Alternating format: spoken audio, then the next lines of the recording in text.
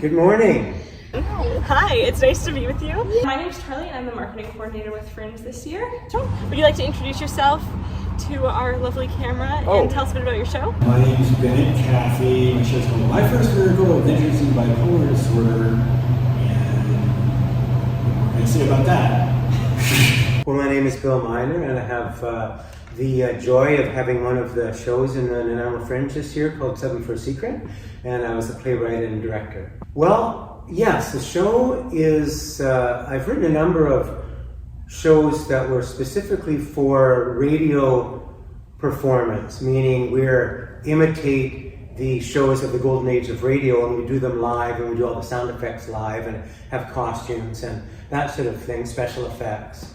And this one is an homage to the 1940s sci-fi.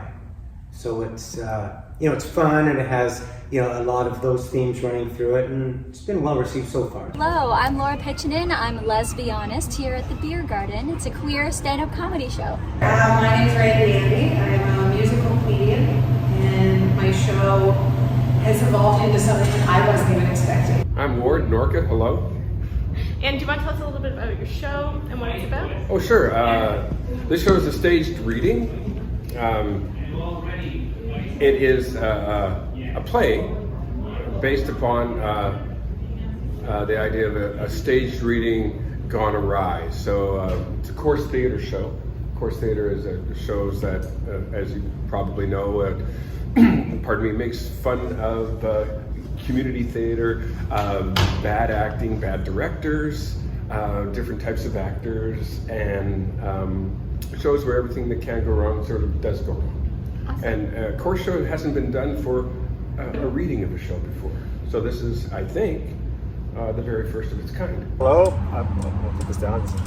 Well, I don't have a problem. Hello, my name is Scott Porteus. I am the driver / writer / performer for Herbert Henry's Comedy Dangerous. We have a show in the Fringe right now at the OV Art Center. It involves a lot of jokes and stunts and interaction with the audience and danger. Definitely a lot of danger. It's a lot of fun and and he's more awkward than I am. So Awesome.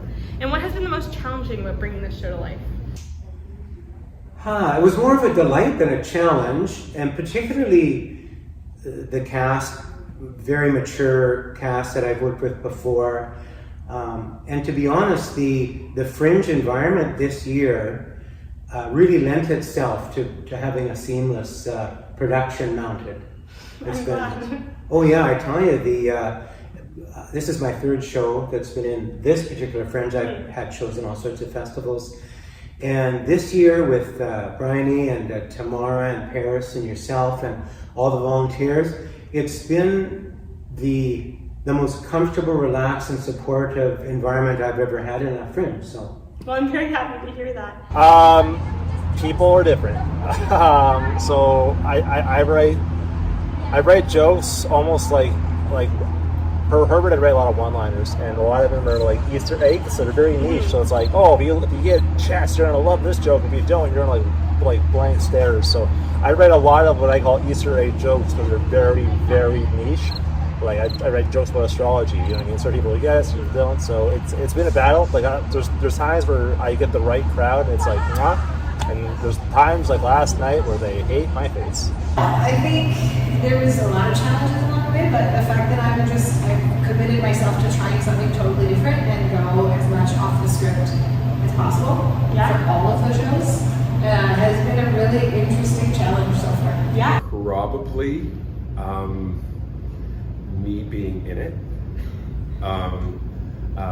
We lost an actor, and at the last minute, so I'm stepping in.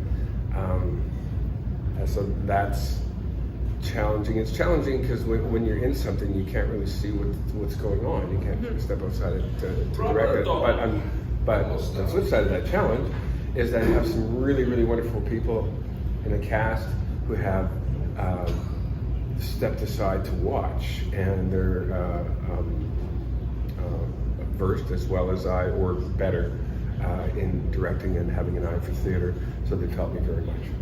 To life.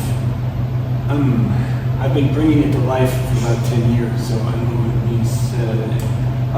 In the beginning, it was coming out bipolar for me. That was quite a challenge. And it's what people would think of me if I just got up there and stayed, so it's very rough. And then after a while, I got used to that, and I just needed to build up my skills. I didn't know how to act or talk or project my voice. I had a lot to learn.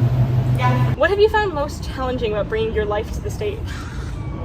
What's interesting is that I think I'm acting on stage, so I don't realize in the moment that I'm talking about myself.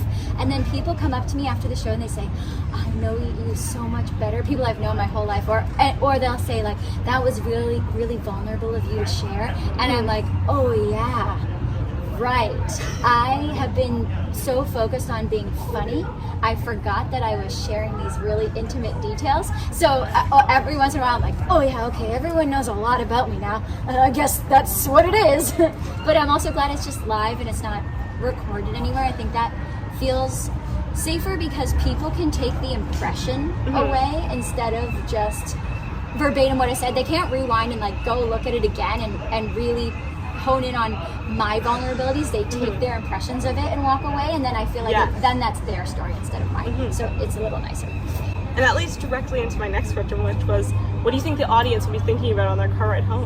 Oh, brunch, probably. And I hope that when I talk to people, I'm hoping to comment on the last 20 years of queerdom, you know, where when I was 15 and I had a crush on my teacher, I didn't even have the words to describe what that was. I didn't have the word gay, I didn't know bisexual, I didn't know anything except that that was very bad, it was disgusting, I needed to keep it to myself, I'm going to hell, the end. And now I'm like, gay, couldn't be gayer. And that 20-year shift is what I'm hoping people comment on, like, you know what, that was messed up. That is within our lifetime, and now nobody gives a crap if you're gay or what, and it kind of undermines, in a small way, it undermines the experience of people who have been closeted for 10, 20, 30 years, and now nobody cares, and it happens so fast. So I hope people walk away thinking about that, about how funny I am, and also the like queer history, this chunk of queer history. I hope he finds work. I hope he finds work, or he gets the help he needs, one or the other. The audience, depending on the demographic, so the older demographic that actually had some experience with listening to radio shows, they'll feel like, geez, Fred, if I closed my eyes, it was just like listening to one of those shows on Lux Radio. And the newer generation, I think, will be delighted with the combination of, you know, the mic artist and this great soundscape that we've created, and I think they'll be pleasantly surprised at just how dramatic it can be and fun. I have no idea. I think they'll have a concept of what bipolar is like for some people, but I'm certainly not like everybody. So I happen to have a pretty good go of it. A lot of people don't. Probably that, well, hopefully, they're still chuckling. It's meant just to be silly fun, just an hour's worth of fun at the theater. I hope they see that our actors are really, really bought into their roles, within the roles, and that they're still finding little bits. Did you see that? No, I missed that, because there's so much happening on stage. So hopefully they're talking about the things that the other person even missed and they didn't see. I think that the last song will be playing over and over in their head, because that's catchy. Yeah, I get that comment a lot. I feel like you need to be like the thesaurus for Urban Dictionary. Like you could write that. Sure. Yeah, my mom helped me write that song. Nice. And then my final question is, what does Fringe mean to you? it's just a place for every kind of act you can think of. That people who can't get on stage anywhere else. Some of the acts are not that good, and some of them are great. And it's a supportive community. It's really wonderful for that. I've done a bunch of fringes. Must be about 6 now. And I always walk away with kind of a buzz. I think Fringe is really just anyone being able to do any art with no censorship. It's one of the last true forms of it, I guess, because so many things get shut down. I get told all the time I can't be in shows because I'm too offensive or too this or too that. Fringe lets you do whatever you want. Fringe, to me, in all honesty, all through the years that I've been in theater since the 80s, is an opportunity to, with like-minded people, just to explore something new. I've only put new shows in and only been involved in new shows in the Fringe, and I just love the risk-taking that people jump into in Fringe environments, and then the camaraderie is probably the best thing I look forward to. Well, this is actually my first Fringe. Like, I've done Fringe before, but I've had my own show. Like, this is my own show.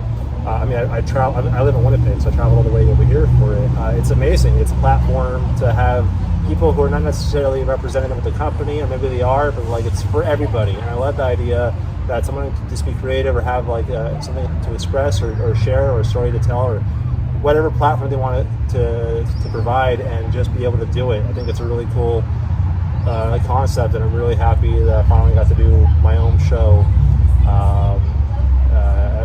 in Nanaimo. Well, for me now, before I was pretty involved in theater in secondary schools. So I've been doing 7 shows a year, building them, directing them, producing them. And so I was really, really busy. And so Fringe is new to me as of pretty much last year.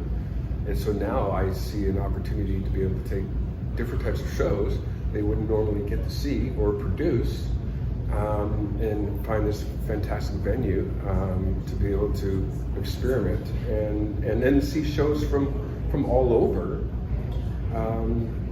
that you don't get to see. So for me, it's really, Fringe has opened up my eyes to different people, different ways of production, and different messages. Fringe is freedom. Fringe is like, what do I want to do? Let's do it. I know, of course there's some constraints, especially if you're touring with a show. You like, okay, make it small, make it easy to bring. But if you live in the town, you're doing the Fringe, go full out. You can do whatever you want. Like, it's not jured, so you can just bring you to the stage, and it's so good. It feels so good. I never thought in my career that I would have control over my career. I thought I really needed other people to hire me to do stuff, and that's not true at all. And Fringe was the reason I realized that. And I'm so grateful, and I'm so happy that I did this. Well, we're so grateful to have you, and thank you so much for talking to me. Thank you. Have a great rest of your day. Thanks, you too. We are so good at this.